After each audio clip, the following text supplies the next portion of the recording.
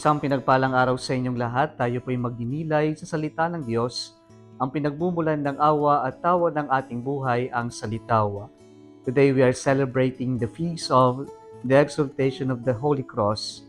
Minabati ko po ng isang maligaya at pinagpalang pagdiriwang ng kapistahan ang lahat ng parishioners ng the Holy Cross Parish sa Alcala, Pangasinan sa pamumuno po ng kanilang kura paroko na si Reverend Father Ralphie Pichon. Happy Fiesta po sa inyo. Noong panahon po ni Jesus, wala pong mag-iisip na ang krus ay simbolo ng tagumpay, sapagkat ang krus ay simbolo ng pagkatalo, ang krus ay simbolo ng kamatayan, ang krus ay simbolo ng karumal-dumal na parusa sa mga kriminal.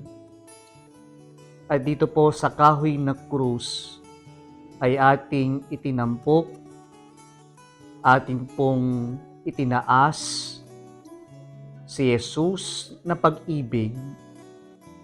At nung si Jesus ay iniangat o kaya naman namatay sa krus, ang simbolo ng krus na kamatayan, ang simbolo ng krus na pagkatalo, ang simbolo ng krus na parusa ay naging simbolo ng buhay, simbolo ng kaligtasan, at simbolo ng muling pagkabuhay.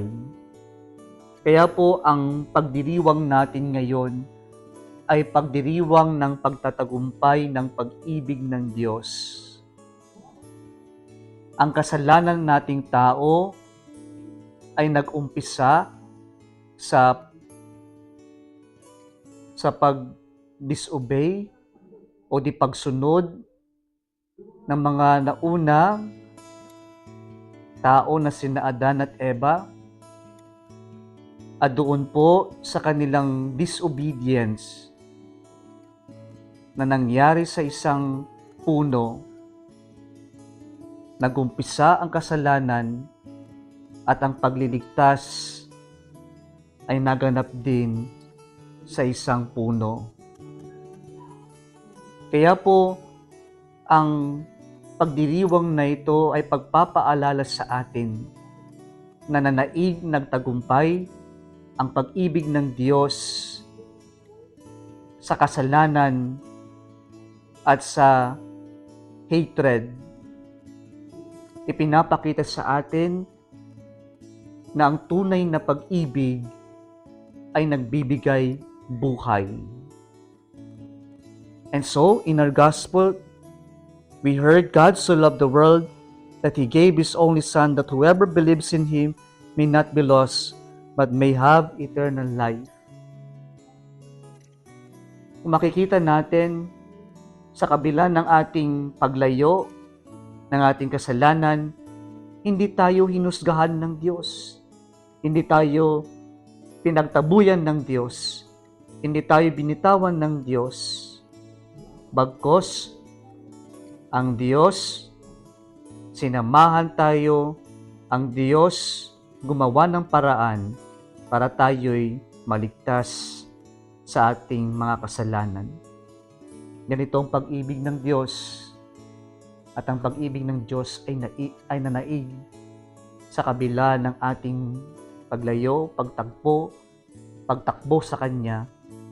Ang Diyos na pag-ibig, ang siyang naghari, ang siyang nagtagumpay nang si Jesus ay napako sa krus.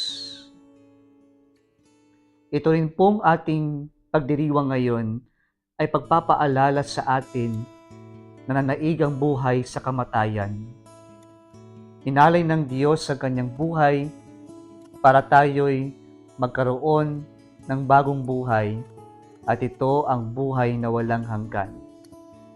Kaya po sabi ng Panginoon sa atin, ang sino man ang manampalataya sa Kanya ay may pagkakalooban ng buhay na walang hanggan.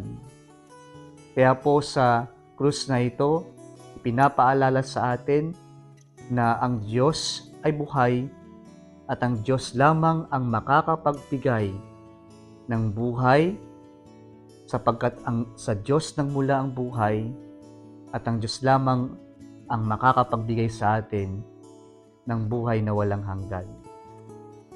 Mga kapatid, sana po makita natin sa buhay natin kung gaano tayo kamahal ng Diyos na ibinigay isinakripisyo niyang lahat para sa atin.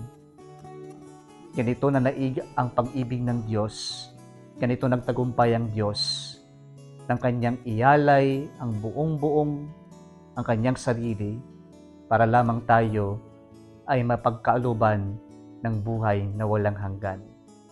Let us try to value the sacrifice of Jesus of our God on the cross, and let us try to proclaim with confidence and with joy this love of God for all of us, no matter who we are. Muli, kung nagustuhan mo ang video na ito, huwag kalimutang mag-like, i-share at mag-subscribe sa Salitawa Facebook page and YouTube channel. Isang pinagpalang araw sa inyong lahat.